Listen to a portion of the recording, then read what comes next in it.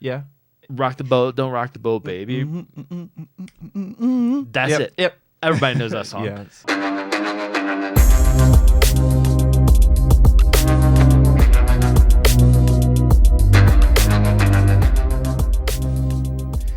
Well, hey there, and thanks for stopping into Night Shift Video. My name is James, and tonight I am joined by this guy over here. Devonte, man, this is your first time on Night Shift Video. yes, a new face. Are you ready for this? I'm so ready for this. I'm excited to be here. Thank you for inviting me. Dude, it's awesome. So, for those that don't know, we also had a show that we did covering the first season of the Twilight Zone reboot, which I still don't know when the second season is coming out.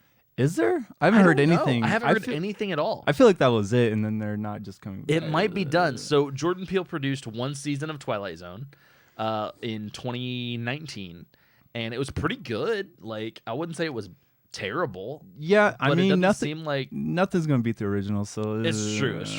But Devonte was a guest on our show. We called it Twilight Diner. And Yes. we covered every single episode. Very classy cafe you had there. Very yes, nice. it was. Yes, it was. Now this movie place you got here, it looks nice as well. But, This is a lot less classy. Yeah, than yeah. The Twilight Diner. We'll clean up some of these cobwebs, but it'll be all right. Lucky for you, this is the cleanest that the video store has been probably since we opened, because we've had some rough Mondays around here. As long as you stick with the neon scene, it's all right. Oh, every time. So I'm really excited to have you here for tonight. Tonight we watched Blacula, which I'm gonna be straight up. I've never seen Blacula before tonight. Me neither. I've seen a lot of stuff with the character. Mm-hmm. I've seen a lot of stuff with William Marshall playing him as like a horror kind of host, sort of like Elvira was, of like whenever he would kind of pop up and like talk about a horror movie, or like see him on like Halloween advertisements and stuff, like, and it was all retro stuff way before my time, but I've seen that stuff and it's all really cool. And he always reprises the role really well.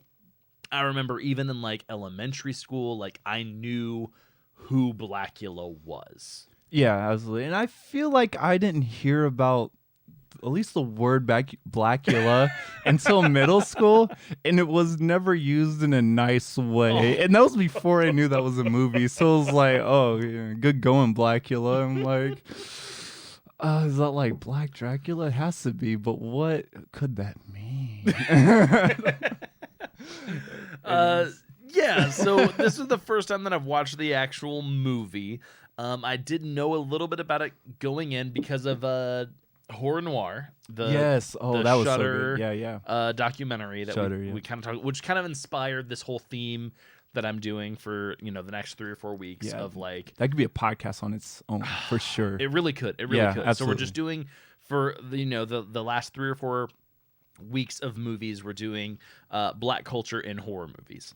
And you're a month late. Do you realize? Like, it's March. I mean, I know. I just want to bring that up. And it's also like Women's Month, and yeah, like Women's Day. Was that yesterday? Yeah, yesterday was International Women's man. Day, and Wait, I'm really messing up. Since we're on the topic, like, what's your favorite horror actress, woman actress?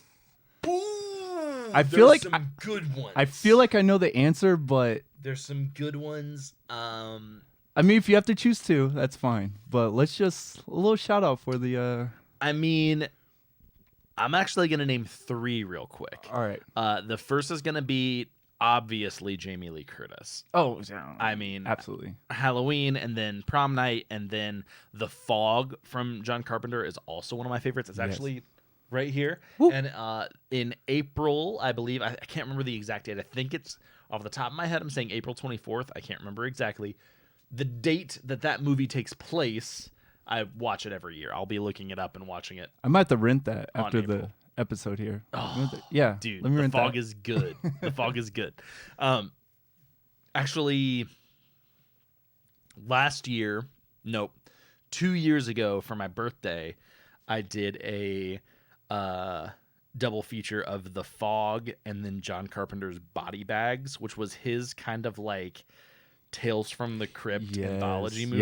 Yes. And it's amazing. It's cheesy and goofy and dumb, but like I love it so much.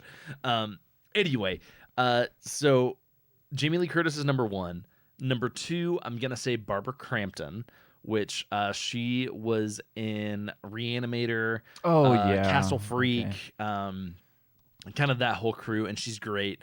And I'm more of a fan of hers more recently because those movies were a little too far removed from me age-wise. But like my girl, like the one that like got me into this whole thing to begin with of horror movies is Neve Campbell in Scream, and also her in The Craft, which was the first rated R movie that I saw in theaters. It's those eyes, man. They lock you in. It's the eyes. I'm telling you.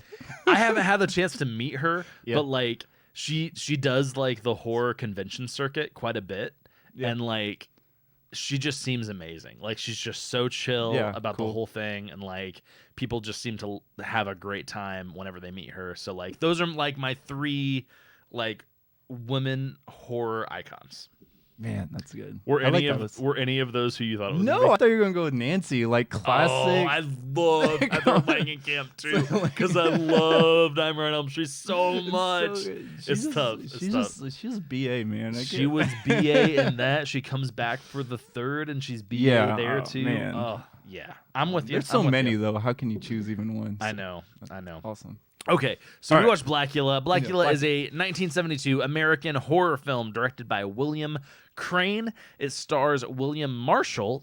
Double up on the Williams. Someone's got to go by Bill at that point.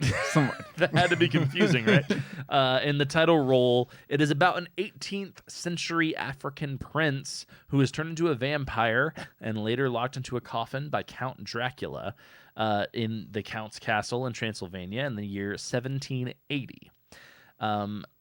Later on, we see him awake in what at that time was modern day 1972 LA. And so we see Blacula, who was cursed by Count Dracula, take on modern 1972 Los Angeles. That's what the movie's about. I have it back in the box. Which is really interesting. And this is where you really see like the layers of that like blaxploitation genre start to show. It's on the back of the box. Even though this is like I think a 2007 DVD release, you still start to see it. They keep it true to the time, I guess. They do. Let me read it here. Right. Urban action and fatal attraction give rise to a groove from beyond the grave in this funkadelic, fangadelic. God damn it. Soul cinema sensation. The eternally cool William Marshall puts a fresh spin on the age-old legend of the vampire, condemned to wander the earth with an insatiable lust for blood. Yeah. I mean, we're there, and you can tell from looking at it the small amount of effort even put into the design of this box cover. Anyway, you know what? It is what it is. But that being said, and I know we're not into the review section yet. I will say, what was amazing is a studio ordered basically the first blaxploitation horror movie. That's what they wanted. They wanted Shaft, but scary. Yeah, and to an extent, maybe that's what Blacula is. But these guys really set out to make a good film. And you can see that in the cinematography used. There are certain things, because of the studio and because of the genre, they had to do. They had to have a funk band in there somewhere. Like, things like that are just like, you can't get away with, the studio wouldn't be happy if you didn't do that. But they tried. And there is art to the movie. And I would even go as far to say is, like, when you think of black horror icons, like, Blacula is up there. Yeah. You know? Yeah, and they definitely talk about that in horror noir. We'll get to later, but this is for a lot of the people, I mean, growing up that were kids or teenagers of the 70s, like Blacula was their guy. Like, it was their Candyman for the kids of the 90s. Exactly. Like he enters the conversation in the 90s, which is awesome, and I love Tony Todd so much. I love him in Candyman. I also love him in the the Night of the Living Dead remake that happened in the 90s. He's so good in that, which he's reprising the role from Dwayne Jones in Night of the Living Dead, who was also freaking awesome. But like this was the guy. Yeah. He had that swag though, like throughout the whole movie, even to the end. He was so much swag. He had that swag. That's the only way you can phrase it, like swag. It's just swag. He's So that's why we chose Blacula, because he is such an iconic character. Felt like it needed to be covered. So before we get on to our review to Blacula, there it is. That's the clink. Yep. There it is. And we are back with our thoughts on Blacula. Gotcha. So I'm going to go through just a little bit of trivia. There's not a whole lot from IMDb on this one. Wow. I know. There's not a lot. I've seen more. There's more trivia from the horror noir documentary than there is from actual IMDb. Where's the people that input this stuff? This is sad. I know. Okay. And you know what? This is one sad. of the trivia points is this film takes place in 1780 and 1972. Yeah, they filmed. They took we it know. Back into time. Like, we know that's the setting. It's on the back of the box. Like, is that trivia? I don't think so. In the beginning of the movie and throughout the movie, like if you see Funky and the butterfly collars and the afros, like if you don't think that's the 70s, I can't help you, man. All right. So when the film was in its early production, William Marshall, the actor who portrays Blacula, he worked very closely with the studio producers to make sure that the character had some dignity. And that was kind of what I was alluding to before the break, of just like they were asked to make a blaxploitation horror movie, which generally comes with the connotations of very low budget, very low effort, just do this thing and give it a lot of soul and like make it quote unquote black. Mm-hmm. Like that's the charge they were given from the studio. And they said, you know what? We'll do that so we get our paycheck. Right. But we're also going to make a goddamn movie that we want to make. Mm-hmm. And like that's kind of what's amazing about this movie, that he actually took the time to care and say, hey, we're not just going to phone in Blacula. Like if we're going to do Blacula, let's at least make it cool, you know? And so I really appreciate that about William Marshall.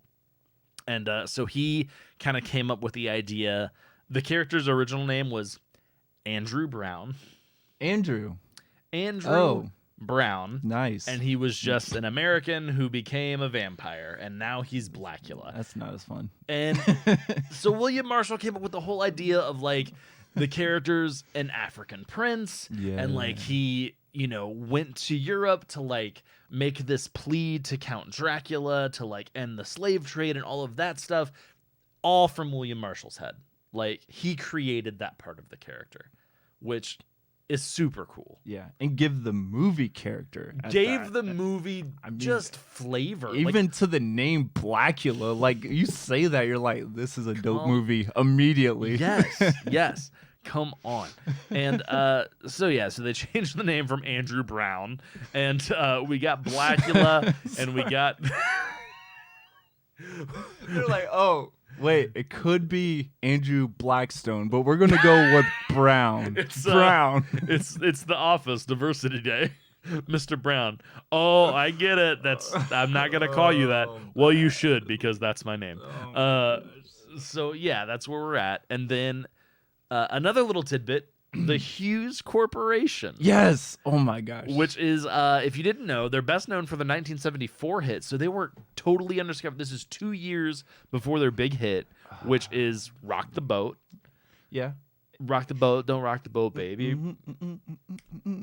That's it. Yep. Everybody knows that song. Yes. And they're in this movie. Yeah. And it gives them a little, traction, probably into their stardom. Yeah. I think they had more hits even after that, if I remember. I don't think they're one-hit wonders. They might not be. I don't know. Yeah, no. I mean, it's and they actually perform in the movie. Like, They're it's not just a movie. song in the background. Like, they show a whole scene of All them of just them. performing, and they're getting it. I mean, All they're of them. like, yeah, I think it's a trio, correctly. If I remember correct, was like, it's. Yeah. I mean, that's a whole thing. Yeah, it's freaking sweet, and they do a great HUES job. Corporation. HUES. Let me see. What other singles do they have here? Oh, for singles we got after Rock the Boat, we have Rockin' Soul, Love Corporation, I'll Take a Melody, How I Wish We Could Do It All Again, another release of Rock the Boat again in 1975 because it was probably still their best one. I Caught Your Act and Telegram of Love. I will be honest, even though I was raised by my grandparents, so I have much older parents than most people would think that I would have, and I was basically raised on Motown. Out of all of those, I still only know by heart Rock the Boat. Yeah. Yeah, me too. I don't recognize those. But yeah. Well, I see a lot of high numbers for even Canadian Billboard charts, and they did their thing. But yeah, so the Hughes Corporation appears in the movie, which is freaking sweet. Yeah, and they do their thing, and then that is all the trivia that we have on this movie. So let's just describe kind of the general vibe of what happens here. So we have the opening scene, which we talked about, William Marshall's idea of like Blacula being this African prince who's like trying to end the slave trade. Right. That happens. Yep. And then the guy, the Count Dracula. Okay, so in the beginning of the movie, I didn't realize it was the Mr. Dracula, Mr. Dracula, and so he was talking about the prince's wife, the queen, right? I mean, the queen talking about how delicious she is. And I'm like, come on, dude. I mean, you got good taste, but no, you can't say that stuff, man. And then but then it makes more sense saying the word delicious to another human. Yeah. Because he's going to taste a vampire. Yeah. Wow. Yeah. So he ends up turning Blacula into a vampire. And he says, I cursed you with my name. You will be called Blacula. And then he seals him in this coffin. And then we wake up 200 years later. And he said you're going to starve. I didn't get that part. Like, because he doesn't, when he wakes up, I mean, if he was locked in there forever, he'd starve. And was he conscious the whole time he was in the... I don't know. I don't know. Now I'm questioning my whole idea on what's the vampire culture. Like, how does it work? Like, are they awake? I don't... okay. And I would say that is 100% a product of these low-budget 1970s films. They didn't care. Yeah, they didn't care. It doesn't really matter. I still enjoyed the movie. I mean, they didn't care about logic. They're just like, hey, vampires. Who cares? Like, go do vampire things.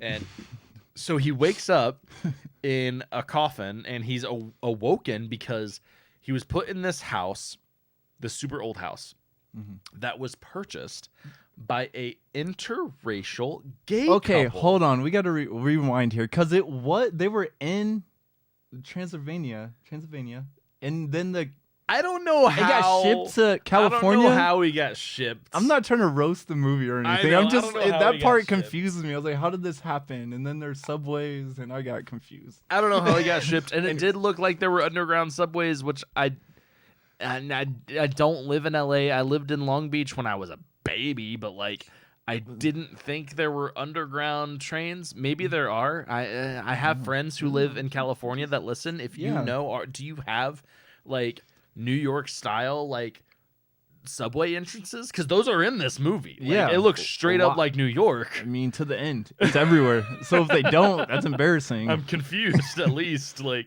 I don't know. It's just Midwestern. I know. Here, Chicago ain't got no underground train. Like, we just fucking ride the L. You know what I mean?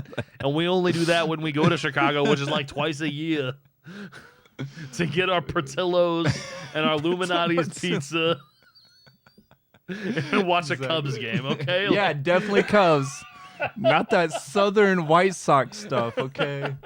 No confusion there. All right. oh God. Anyway, Anyway, so the people that bought the house. an interracial gay couple. Yes. In a movie. 72. In 1972, which I made this as kind of a joke, and Mom, you don't listen, but if you do, I still stand by this.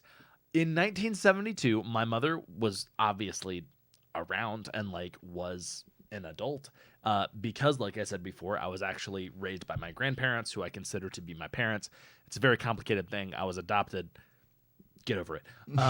But so I have like what most people would consider to be like old parents, because they're technically by blood my grandparents.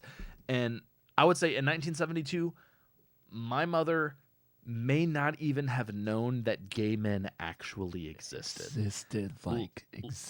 Like, she may have like heard things about it at church about how it's a sin and they're going to hell, but like even then I feel like it wasn't that much in the limelight. She probably didn't even know it was a real thing.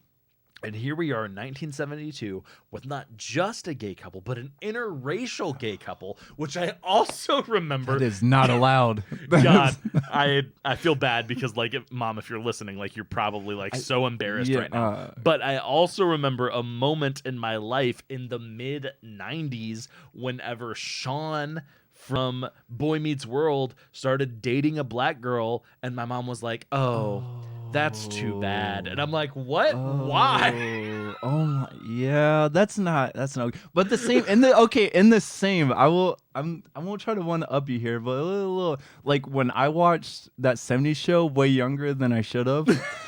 Like Jackie, like in Kelso, like I don't know what her nationality is, but she was definitely dark. I literally thought that was Fez's girlfriend, like the whole time, just because they were like closer in skin color, and it's so bad. Of course, I was like, I don't know when that show came out. I was like way younger. I was like, them, and I was like, what's she doing with Kelso? That's not okay. It was like.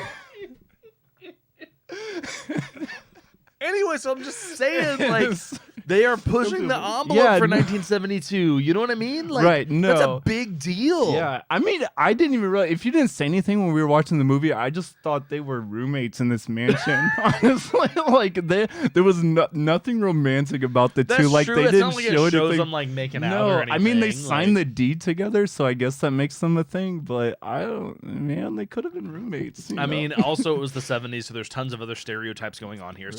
So please don't place those stereotypes on me. But, like, they said fantastic a lot. You know what I mean? Like, right. Just he patted his afro way too much. Yeah. He did the little. But maybe that's for the time. I don't know, Yeah, man. I think that's just the time. I need to go back to the 70s. mean, my uncle was white and still like picked his hair out as an afro. Is it like the equivalent of someone like brushing back their mullet in the 80s? Like, hey. or never mind. I won't go there. Anyway, sorry. So yeah, they buy the house and they find this coffin beneath. They open it up. Blacula's in there. He starts biting people, killing people, and then he's like out. And we have William Marshall. Wait, this is a very important question. Yes. Okay. He attacked the white guy first. He did. And then he went after the Afro guy. He did. Was that intentional? I don't think so. The white guy was bleeding first. I mean, that he was like fish in the water. So. Yeah. Okay. Going off when we get to horror noir, when they're talking about who dies first. I don't want to get too much into that. Yeah, I'm having you back in a few weeks. No, to kind of cap off the series, because out of all of my friends, you're the only one that's watched horror noir. Of course, like my 43%. 43% Africans coming out. And I'm like, I'll have you know that he looked up his 23andMe before we started the episode. Mm-hmm. My friends took my black card from me because they're like, "What? You're not even a full 50? You're not even half." Straight jacked it. I swear. Got to move out the hood now.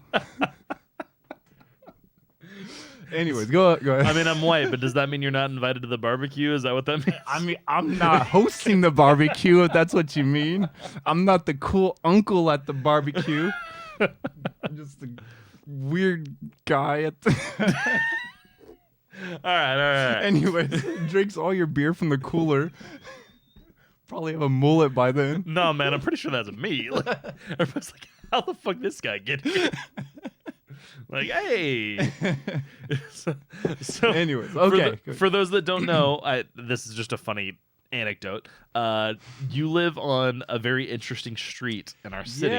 Yeah. That is like 2 blocks. 2 blocks straight up. And there's a very distinct median between your side and what is considered the more kind of like bougie historic side of the street. And I would like for you to tell the people. You want me to tell the story right now? I would like for you to. You don't have to go into all the story, but I'd like for you to tell them at least like your block, the name of your block, versus the name of the next block. This is a very sophisticated 2 blocks, but one block thinks that they're a little more sophisticated than the other block. Therefore, making that block on the other side, the block that I am not on, the champagne block. There it is. And my block is the beer block. How did this happen? I don't know. But they host a party every year. Block party. This is now, I feel like most block parties are like, yeah, it's on this block, but the next 5 blocks. The next 5 blocks are invited. Yeah. Nope. Like there's 2 blocks on this street, just that block, just that block, just the champagne block. No beer drinkers allowed here. There's a longer story, but that's God. This has nothing to do with color. This is like strictly like if my house was on that block, it would be like 100,000, 200, like a lot more. It would. It'd be a lot more. It would. But I got kind of lucky, so I'm not complaining. Dude, I'll be on the beer block. Dude, I enjoy that's beer. How I am, though. Beer's better than champagne. It's like I don't need stuff exploding on me when I'm opening it.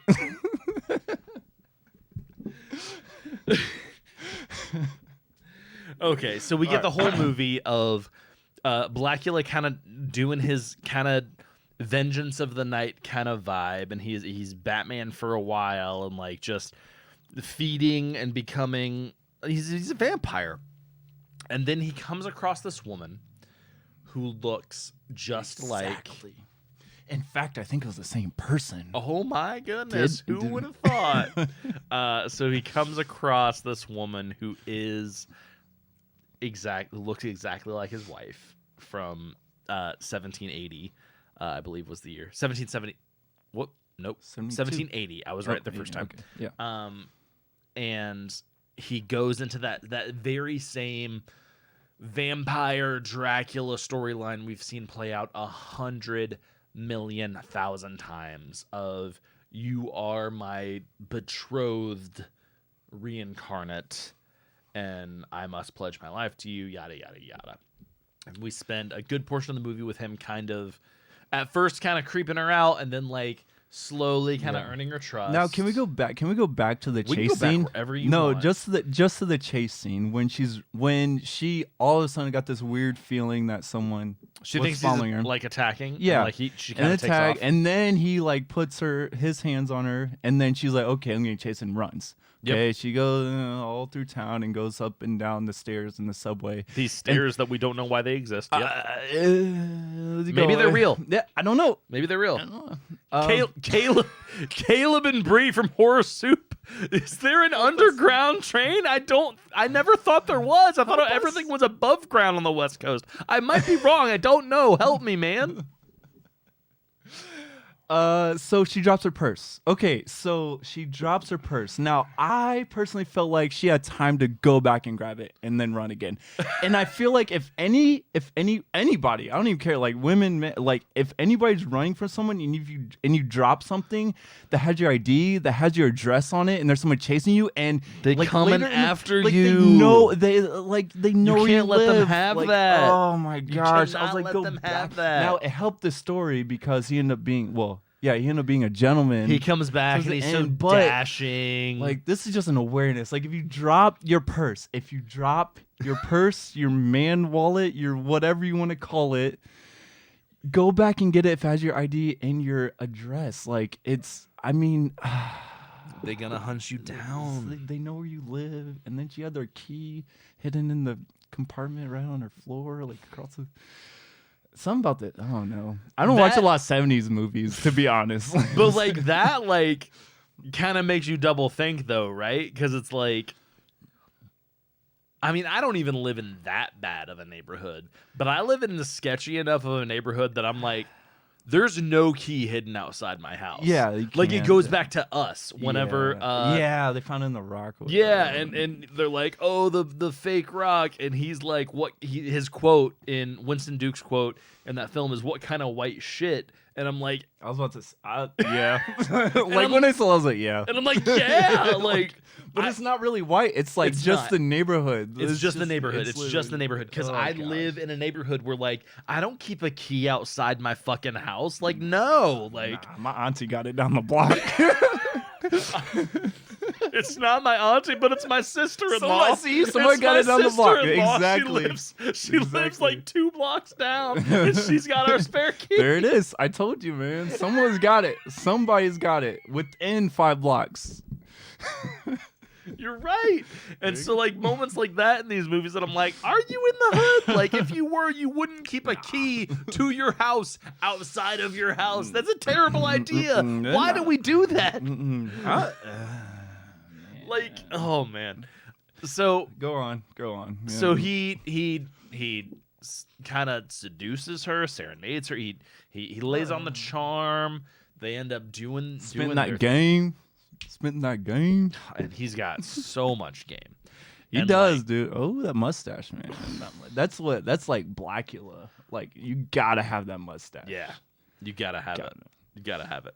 And so things seem to be going well, and then he spills all the beans.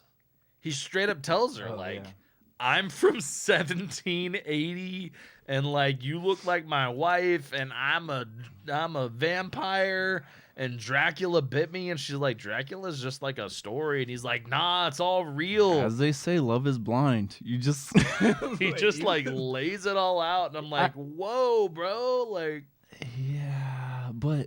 Yeah, and she should not have been okay with that.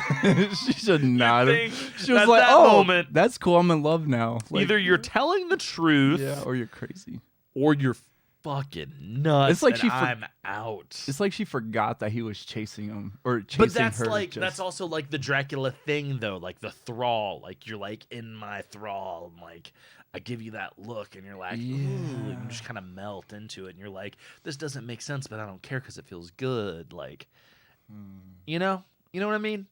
That's like the Dracula thing, and like, for Blacula to pull that off, like, it kind of makes sense, especially because he's smooth and has so much game. Yeah. I give it to him. I guess it works. So we have all that, and then all this time. Old girl's friend is that the curly afro girl, like the ones with the nice I'm talking about the guy, though. So her husband, boyfriend, whatever, like the detective guy. The closest thing we have to a Van Helsing in this story. He kind of figures out what's going on, and like, he thought some things were fishy, and then like, he starts like slowly to kind of figure out about the vampire thing. I feel like his role should have popped a lot more throughout the movie. It's so confusing. It's so vague. I don't know what the word is. It's just too much background. Like, he's trying to be chill, calm, collective, but for some reason it just... If he took the role of more like... I don't know. A detective, like cop, like figuring out that this guy's a murderer and like not really worrying about the whole like, oh, he's a vampire thing, but instead like he's supposed to be a detective, and then all of a sudden he jumps the shark and he's like, vampires are real. I'm gonna carry a cross around. Like, okay, whatever. Wooden sticks. He starts like asking him questions. They have dinner together, and he's like, well, what do you think about the occult? Well, what about vampires? What? How do you just bring that up in casual conversation? Oh my gosh. Yeah. So they get through all that. What ends up happening? The end of the movie. The climax. Yeah. So We're back in the subway, right? Or is we're that before? underground somewhere for some reason. We're underground. And what happens to Blacula and his love, his betrothed? It turns into Romeo and Juliet. That's what I remember. Well, like you got the love story, and then she's gone, and he goes up to the coffin, thinking that Blacula is in there. He's definitely not. If you watch any horror movie ever, when you think the main person's in there, he's not. Never. It's either no one or someone you don't mean to intentionally kill. Yep. And so he stabs old girl with the wooden was it stake? Yeah, that's what you kill vampires with. He gets her. Oh, were we supposed to say spoiler alert? Or is no. Okay, this part, at this point, they've had their chance. Okay, yeah. So then, which is a good twist. You know, for the 70s. Yeah, I mean, after you get past the Sixth Sense, like, is any twist good? Or like, it's no Sixth Sense, but like, it's a good like turn in the story. Like, oh, I'm gonna kill. Like, oh shit, it's my friend, and it's too late. Yeah, you know. Well, at least for my knowledge of every single episode of Twilight Zone, yeah, I'd say it's really good. Yeah. I like that ending a lot. And then if we're getting towards the end, the detective, I believe he said that, okay, and then he has a little cross, popping out, and he says, I don't know. Dude, I don't even know the real quote. I don't know. I feel like he said something like, no need for that. And then his like hair is all bushel and all that stuff. And he just starts walking away. And I feel like I guess they couldn't shoot him anyways. So they just let him do his thing. And so basically he sees what he believes to be his reincarnated love. Yeah. Murdered again. So the second time that he's Romeo and Juliet, as I was saying. And then he sacrifices himself. He walks out from the underground directly into the sunlight. Okay, I'm going to stop you there. Mm-hmm.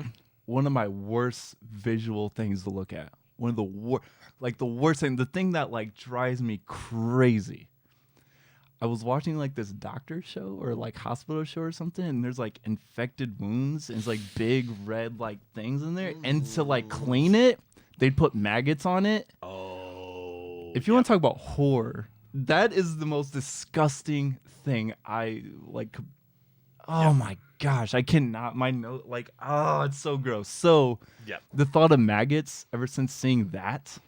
So that's essentially what we get. He walks out into the sun. Very good practical effects, in my opinion, especially for 1972. Very good practical effects of William Marshall as Blacula's body kind of disintegrating, decaying almost instantly. Yeah. There were 3 phases of it because they like shot by shot, 3 phases. It was him. I don't know what the first phase was, and then it was the maggot scene. Yeah, and then it was just at first he just looks kind of sick. Yeah, you know? Yeah, like pale. Yeah, like he got coronavirus. No. And then immediately after that, there's like maggots crawling out of his eyes. You know. Yeah. And then eventually to the skeleton, and then roll credits. Yeah, you didn't like the skeleton part. You didn't like that part. I didn't like it when it transitioned to the skeleton. I wish it would have stayed on the maggot scene and rolled the credits over that. I think that's more gross when we transition to and then you're forced to see the maggots through the whole credit scene. Yeah. Ooh. Yeah. That would have made me throw up. But that's not 1972 horror movies. That's 2019 horror movies, you know? Yeah. And so like I get that that's just a product of the time, and like, but when it transition to the skeleton, I said out loud, like, oh, they just made it cheesy. Like, Yeah. because I was really excited to watch this thing just decay throughout the credits. Wait, so what's like your can you think of your favorite ending credit rolls movies? How they like end and like you can't stand to watch towards the end? Like any off the top of your head? Actually, no. I would say some modern ones that I think are surprising and do things that are interesting are things like Insidious. Yeah, so Insidious. Is that what you were thinking of? At least the intro, like I was terrified to the credits. Like never was I scared of a movie before the movie started. Insidious got me there. I was like, it does that like everything's black and quiet, and then it does that like, big within the violin sting. Yes. It does the exact same thing in the end credits. Gosh. If you watch all the credits roll at the end of the movie, it finally ends with another big violin sting, and it's really, really loud, and then it shows like the old lady in black. Oh yeah, I do remember that again. that. Yep. And that image, I watched that movie alone in the basement apartment that I was living in at the time, and like that image stuck in my brain for so long. So yeah, that is one example. And then like something maybe a little bit more close to the time, like I love the end of Dawn of the Dead whenever you see the head cut off by the helicopter, and then the chopper blades are spinning, and then it starts to roll the credits, and then it's it's like a robot chicken. That's where they got the music from. That's where they got the music from. Yeah. Oh my god. Yeah, that's exactly where they got the music from. And and then it just starts showing the zombies like stuck on the escalator and like just really stupid shit. Like I love that one. But as far as like something that was scary, it's Insidious. And that's not even that great of a movie, but the ending is really good. End credit sequences. You said it's not that great a movie? Not scary or not great? Not like great. Plot line or not scary? Not great. It loses me when it does the whole big astral projection thing. Okay. Because I'm just like, okay, this has gotten kind of silly now. Yep. But probably the first two acts, all up until like the dad is like trying to like astral project portal out and like go save his son. That's the part where I think it gets cheesy. Everything up to that I'm on board with, and I love. I love the Tiny Tim music like playing in the background. I still can't listen to that song. Like I still can't listen to that. It's good. Anyway, that's not this movie. That's another movie. But that's the end. And so we're gonna go ahead and get into our final thoughts on Blacula. I think the movie gets a thumbs up. I think that it is an important part of horror movie history. It was the first blaxploitation horror film. I did have a list here. After this movie, we got a bunch of stuff. We got Ganja and Hess, which is man. Yeah, we'll come back to that because I know. Yeah. We got the sequel, Scream, Blacula, Scream. We got this movie called Abby, which I really want to watch. It is a parody of The Exorcist, where a minister's wife is possessed by a voodoo sex demon. Wait, is it a comedy then, or is it like a? It's kind of like how this movie was not necessarily a comedy, but it's kind of winking at Dracula. Right. Like this was kind of winking at The Exorcist. Man, I feel like Blacula was just so serious throughout the thing. I know there was like mocking, but it just seemed. This Abby's the same way, but for The Exorcist. It is so similar that WB actually sued the company that made it. Oh, then it's got to be good if they're suing them. It's really hard to find now. I almost watched Abby today. I don't have it on the wall. You can't rent it? You can't rent it today? That's nice. I almost wanted to watch Abby tonight, but I couldn't find it available anywhere. We would have had to pirate it, which I'm not saying that I'm above, but... For the podcast. less than legal. Anyway, and then we get a classic Sugar Hill. We get Dr. Black and Mr. White, which is like a blaxploitation Jekyll and Hyde. JD's Revenge, Black Devil Doll from Hell, Tales from the Hood, which we've seen. I'm sorry, does that say Killjoy? Killjoy. You know Killjoy? I know Killjoy. Woo. I thought about doing Killjoy next week. I'll be here next week. Is it that good? You find Killjoy. I'm watching that. No, it's terrible, but I'd love to watch it. There's so many, but I'm down to watch that one. There are a lot. There's like 4 or 5. There's a whole ice cream truck, and as soon as you put an ice cream truck into any movie, I'm down to watch Hey Arnold, Ollie Jolly Man. I'm down. You're bringing up Hey Arnold. Dude. Yeah, we can go all night. We can go all night on Hey Arnold. The Ghost Train episode. Ghost Train. Oh, the end credits of Hey Arnold's Ghost Train episode scared the shit out of me as a kid. And like, it was just like a spooky Halloween episode of a cartoon, but it was so creepy. So creepy. Yeah. Okay. Killjoy next week. Dude, if I can find it, we'll watch it. So I think it gets a thumbs up. I'm going to put Blacula at a 45%. I think it's a thumbs up because I think it's important. I think William Marshall as Blacula is one of, if not the most iconic black horror icons ever. I think Tony Todd's up there.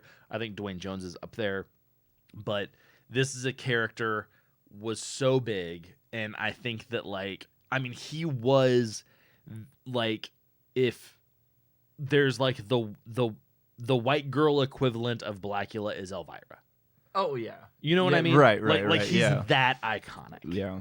And so like I think that the movie's very important. I haven't watched Scream, Blacula Scream, the sequel. I've heard it's even less good than this movie.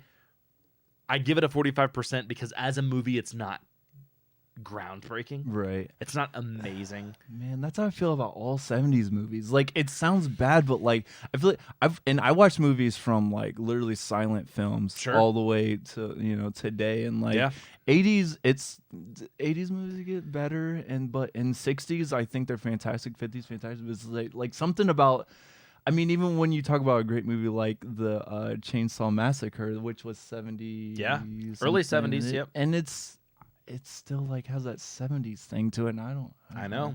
My least favorite decade for movies. There's a lot of movies. There's a lot of people who interact with me on Instagram that say that like Texas Chainsaw Massacre is their number one horror movie of all time. Mm-hmm.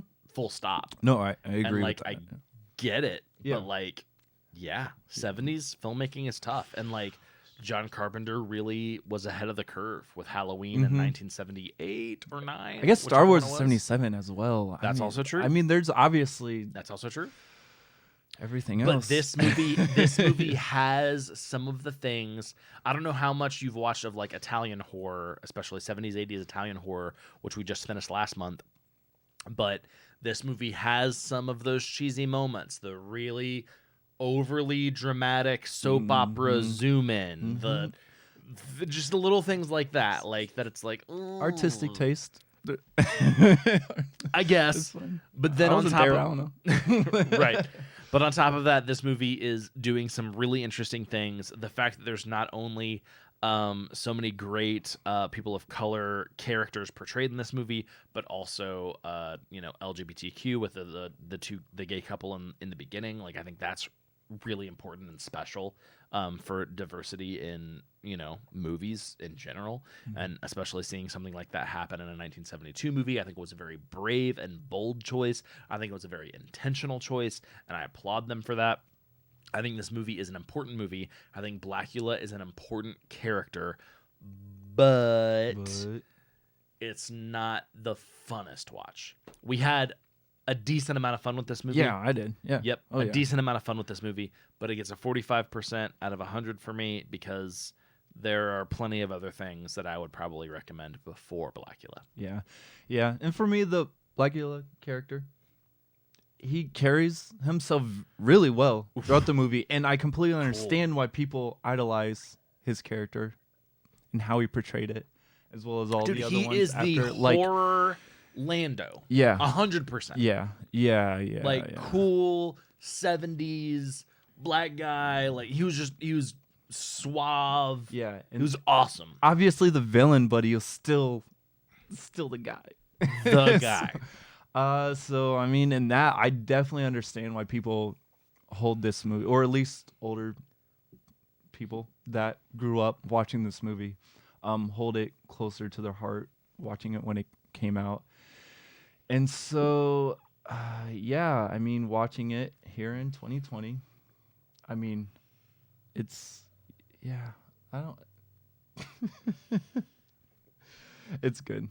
Yeah, it's good. Yeah. I'd actually watch it again because there was a lot of parts that kind of intrigued me. And watching a lot of scenes, a lot of the kills were, the There's kills some were decent kills. There were. At the end when everything kind of goes batshit and like all the vampires are back at his house and like everyone shows up and like we didn't even talk about the hallway scene and when the I forget her name now, but when she attacks the hallway scene, which they bring up in the horror noir documentary. Right. Dang it, I keep doing that. I know. We'll get to it. It was like that. I feel like that was the best scene of the movie. It was so definitely good. That slow-mo shot of her running down the hallway as a zombie and attacking old boy who was like the coroner with the hook hand. Yeah, the guy like kind of looked like David Bowie, or David. Wait, what? David Bowie cousin. I swear, it looked like something about his eyes. It was like David Bowie. No, wait. Am I thinking about the same person? No, I don't know.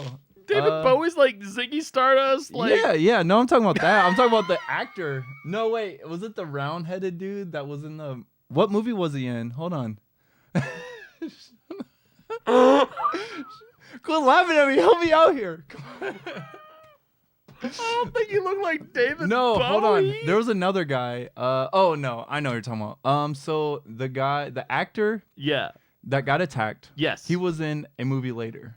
Yes. Okay, what was that movie? You were talking about. I read a couple of them off. He looks a lot like the guy from Sleepaway Camp 3. Oh, okay. So that's the guy. There's another. Dang it! Now it just sounds stupid. No, you're fine. There's You're another white guy in the movie that looks a lot like David Bowie. I'm sorry, I don't get him confused. There is another guy that has that more like elongated face. Thank you. I'm Goodness, with you there. I forgot he didn't attack. But not this She little didn't short attack guy him. with the hook hand. Yeah, who did he did look like somebody else, but I can't. It doesn't matter. Yeah. Anyway, so yeah, that kind of scene they talk about in horror noir, and it's so good. it was actually kind of scary. It was scary. It was definitely the scariest part of the movie. Nothing Yes. else. Nothing else was scary about it. You're just kind of following the storyline. So yeah, that was And then her hair that was creepy. Yeah. Even for definitely for the time. So we do our thumbs up, thumbs down, and then we do our percentage, which is the same as like, Rotten Tomatoes type rating. Right. So what do you think for your thumbs up, thumbs down, and your Rotten Tomato rating out of 100 for the Nuggetometer? Are we still doing nuggets? We're still doing those nuggies, my bro. I only go off of Wendy's nuggets. I don't know about the Wendy's. Well, I guess you got to go up to like 300%. I'm just kidding. Like, So just percentage out of 100. Percentage out of 100, man. Are we just talking horror? Here? We're just talking about this movie. What do you think? Did you already see it? No, I didn't. Okay. No, I didn't see it. I don't want you to see Rotten am Tomatoes. I supposed to guess it? Because No. my opinion's different than the. Yeah, you're just giving your opinion. Yeah. Mine, I said 45, and then I don't like saying what Rotten Tomatoes has it at until we both have said ours, so we're not influenced by Okay. the critics. All right, Blacula, Yes, 1972. that's the one. That one for sure, right? Yep. Okay. Honestly, Not the remake man, that we're currently working on. It's hard. I hate judging movies when I didn't see them in the time because that is a huge factor It's in true. everything. If you don't watch, It's true. don't watch in the time, you're not going to appreciate the same. To be fair, you're kind of put on the spot. You weren't even prepared to review this movie tonight. I'm not supposed to be sitting in this chair. You were just going to come and hang out, and then everybody was like, oh, Devonte's got it. Yeah, I thought I was just going to be like drinking beer, eating popcorn, but they were like, hey, you want to do a podcast in 5 minutes? Yeah. So to be fair, this isn't something that you do on the regular. I've been doing this every Monday for over a year now. So, all right, Blacula. So first, give us thumbs up, thumbs down. So, which Thumbs is up, just, okay. would you recommend it to someone? Okay, I will answer your question by saying yes, thumbs up, thumbs down. If I can use two hands, because it's good and bad. So like literally this. And I'm just gonna give it like dude, like straight up. Man, I'm thinking of every movie I've ever watched ever and like what I would rate it, and I'm just gonna give it straight up like 55. Like I don't know. The official Rotten Tomatoes score for Blacula is 50%. So I would say with your 55 and my 45, average those out. Boom. We're right at 50. So you hate it more than me. Just you hate it 10% more than me. God damn it. And I would say maybe I enjoyed it 10% less than you, and it was because it's a 70s movie, and those can be somewhat difficult at times. I'm giving it the way it is. The 40-year like not being in the time. Just I can almost bump it 5% for the music alone. Ooh, yeah. The music is good. There were some like screechy parts in it too that made you think of Halloween. There were. Some of the score was very well executed, especially for a movie of this budget at this time. This movie ended up, I don't know what the budget for it was, but it ended up grossing well over $1 million, and it was like one of the highest grossing movies the year that it came out. Like this was supposed to be a kind of bullshit nothing movie. Pretty much B movie. Like yeah. It was supposed to be a bullshit nothing movie, and it came out and did really well in theaters, and it really resonated with audiences, and people went to see it, and they paid money to see it, and like it ended up doing really, really well. And to add to the movie too, a lot of movies that I watch repetitively, it's because it has a good vibe. Like one of my favorite movies is Coraline. I've watched it how many times, but I put it on in the background just to like have that atmosphere. This guy is the only guy in the world that I know that literally has a Coraline poster in his house. I love the movie, not even the book, the movie. The movie. It is a good movie, you're right, but I would just never...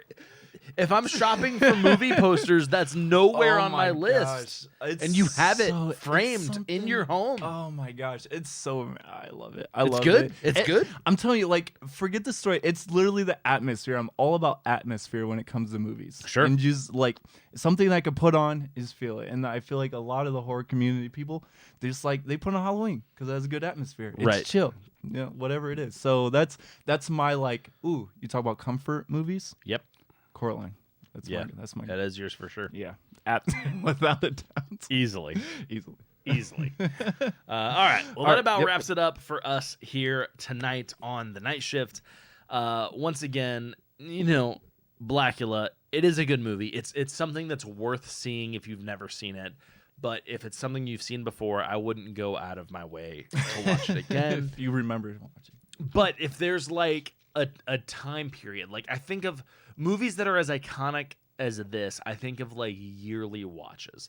Halloween, I always watch in October. The Fog, I always watch in April. Blacula every February. Maybe. Or March if you're James. Maybe. French in February. Maybe. I don't know. And like, you know, Rocky Horror Picture Show I watch every year. Like there's certain Scott Pilgrim. I like to watch Scott Pilgrim versus the World. I like to watch that movie every year. This isn't a horror movie. Before every Vans Warped Tour. God damn it. No. I like to watch it every year in the spring in Indiana when we get one random snowfall. That's when I like to watch it because it takes place in March in Canada. And like... I like that. I do stuff like that. Yeah. Like I'm really into these weird vibe things, and I think that this movie could fulfill a vibe for somebody and maybe be one of those iconic once a year watches. It can do that, but it's not one of those like, you know, I have to watch this movie every year kind of things. If it fills that void for you somewhere, then that's awesome, and I really love that. But for me, it's one of those I'll never watch this movie again. Unless I do like background? Unless I do like a fun like I could imagine like a really fun like drive-in screening. Like if Night Shift gets popular enough that we could like host a screening like downtown somewhere, like let's make it happen. Hell yes, I'll It's I'll just screen little old Blacula. Fort Wayne. Hell yes, I'll screen Blacula. It'll probably cost me no money, and we can all come out and watch it and have fun. And like, yes, I'll do something like that. Yeah. But as far as like me personally sitting down and really focusing in and watching the film, yeah, I probably will never watch it again. Not even when you're like folding laundry or something, you know, like I mean, maybe, but like, I try to watch new stuff. Yeah, Like, I try not, like, especially doing the podcast and things, I'm always trying to look for new things, indie things like that. This isn't going to make the yearly watch for me. Tales from the Hood. Yeah, right. Tales from the Hood would be a yearly watch for me. It was that good.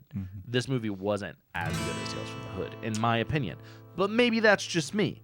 For Night Shift Video, my name is James, and this guy is Devonte. And we're just saying, thanks for stopping in.